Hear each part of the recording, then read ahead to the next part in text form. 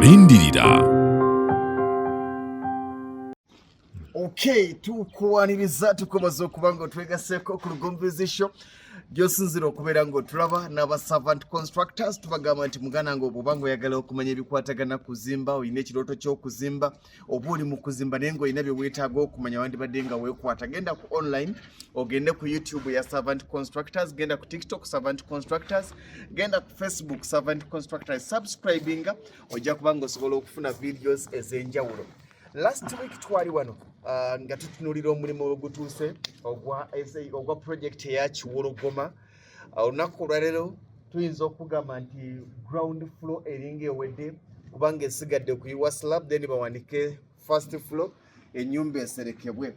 Abasajja bano batandika project nebaga nti tugenda kubanga omulimu guno tugumala within just 2 months, naye ntunuulira okubanga oba oliawo emyezi ebiri giyinza okubanga mingi giyinza okubanga mingi okusinziira ate oba oliawo ku mulimu nga bwe guli.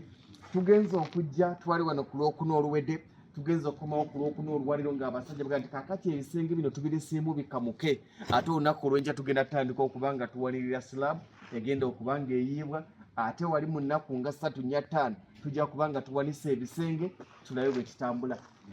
Omulimu guno guli kuba engineers ab'enjawulo. Waliwo engineer nga ye wa mitayimbwa, waliwo engineer nga ye akuba mbaawo, waliwo engineer nga ye omulimu gwe gwa mitayimbwa, waliwo ow'enkokoto kati ye engineer Kayira ogugwe. Ettoffaali lyolaba buli wolaba obanga wakyamye obanga wakusanyudde manya nti oyo engineer Kayira ye waagwawo. Tugenda tambula ffena ekizimbe kino okukiraba kiri kitya, kiyimiridde kitya. Oyinza okubanga naawe olina ekirooto ovuga nange nandyagadde okuzimbako ku Kalina naye bisoboka. Njagala okugamba nti bisoboka. Bwe baba nga bano basobodde nga balina omusayi mumyufu nga gwe naawe osobola. Ekikulu mu byonna kwe kwebuuza ku servant constructors nti abo bakikola batya nange kyemba nkola abo bakikola batya nange kyemba nkola. Ekimu ku binsanyudde ku sayiti eno nnyonjo. Otuuka ku sayiti ez'enjawulo nga tolina nawe oyita, tolina woolinya, buli wamu misumaali, buli wamu musenyu, buli wamu gatoffaali, naye otuuka nga buli woolinya wawe essanyu. Engineer Kayira tuli naye agenda kubanga atutambuza tuyita wa kati gano madiiro wano nga waliwo emiryango ebiri eno garage.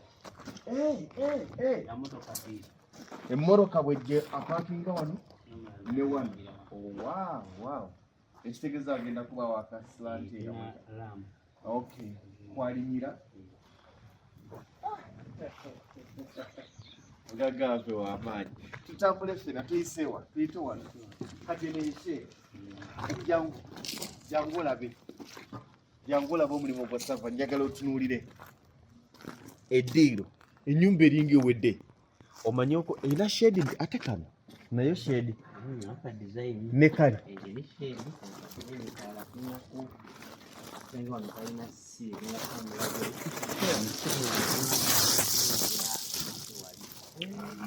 ng'otunudde wano bantu mwe mutukubye speed. Waliwo eyali ambuza nti servant bulijjo erirudda wa singa nagyeta okuzimba nga servant muli eno shade. Wonderful. Okimanyi nti shade diiro damba jangu tutambule ffena kati kulugwe mulyango.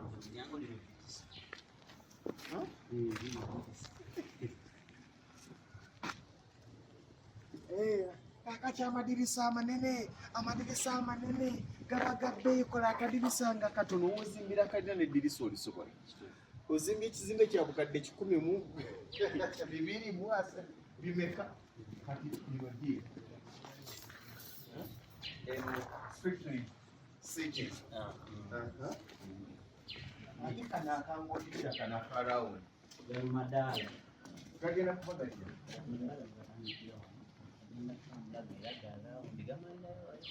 Obadde okimanyi nti servant constructors yinza okumenyesa ekizimbe kyewazimbye toga nti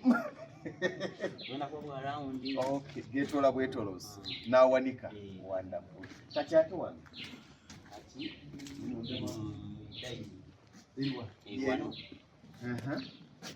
kitchen eriwa eno erina dining kati eno kitchen we wano zinambuza obwange bwa kulambula wakinoliza tutewa tusooke tutuuke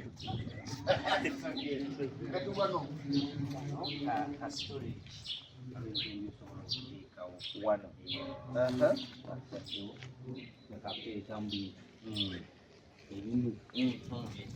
tojja mu lukulu tulinga beetooloola obwetooloola tulina design ya rawundi waliwo akasenge kano waliwo akasenge olina byokolerawo eyina emiryango gy'emmanju ebiri ebiri eyina buli ne guno kyane no sigikabadde gano amadala nagalamye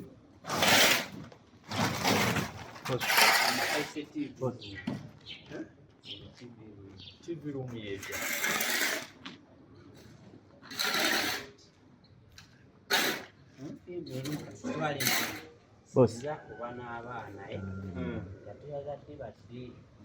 okay abakulu TV bagirabira eri bano bajje bakolere wano ebyabo wano mu madaala kati ate kino kisenge mukayunga kuno kati wano tetwagiyunzeewo amadala gano okujjukira gajja gambuka bwegati balina kusooka gateekawo netuzimba rawundi emumega negasiba kati kino kisenge kino kisenge okutandikira wano oyina ekinaabiro odrop ino n'okuba wano bano abasajja bakumenyesa ennyumba yo ndi njagala nge kati tudda ennyumba otagula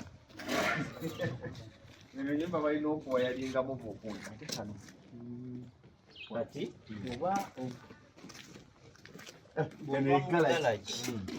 twetagisa kunoonya ki genda eri ate gala olugi oyingidde oteeka wano ngato kino nakyo office room naye waliyo omulyango office naye waliyo omulyango gwayo nesheri yayo eno office room bana wataata nyumba tulina oziddamu akayimba kabodwaino akamanyi nze nakyalako ewakirumira lumu ewere yaggulawo ennyumba obuuzire nafuna confidence y'abantu balina ensimbi nze nalina amalala era manyi namala common toilet kitegeeza buli muntu ali wano osobola okujja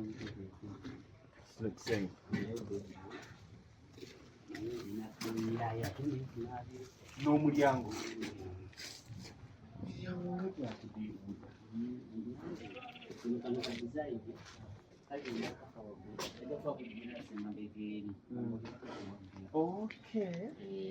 tekagula kati kino kisenge ne toilet yayo eno wardrobe olina kyoyize sava nti mbagulire mwebala omulimu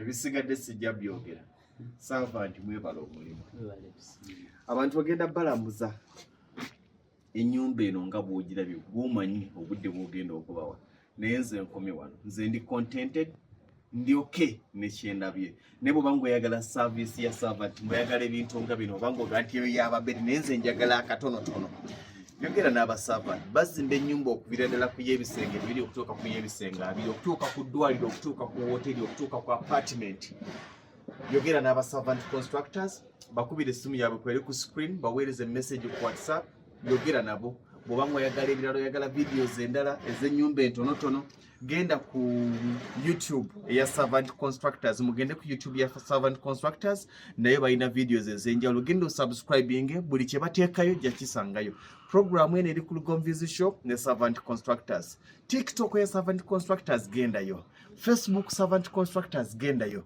ojja kufuna wako owenjawulo nti eri gye mwandaze ennene nnyo naye ate eno gye mwatulaga wiiki ewedde gye nandyagadde okulaba. Omulimu guno ogw'amatoffaali okusitula amatoffaali mugukoledde ebbanga ki? Ennaku nnya. Mukola kudduka kuvaawo. Ekintu kye mmanyi ku Servant Constructors bw'obapatana ku mulimu gwo tegeka leba waabwe abeewo. Omulimu gw'osuubira nti gwa mwezi mu wiiki bajjaga nti tubadde tugamba tumaliriza abaana baagala kunnyuka bazzeeyo batye waka. Zemba Sibudeze Ssentongo Frederick Lugomu tubadde ne Engineer Kalina ng'atulambuza atulaga omulimu ogukolebwa. Njagala kubeebaza olw'obuyonjo. Njagala kubeebaza. Siri disappointed nammwe. Ndi musanyufu. Mwebale nnyo, mwebalire ddala mulimu muyonjo, guli smart. Otunuulira nga naawe kennyini ozze ku sayiti yo nga gwe mugagga.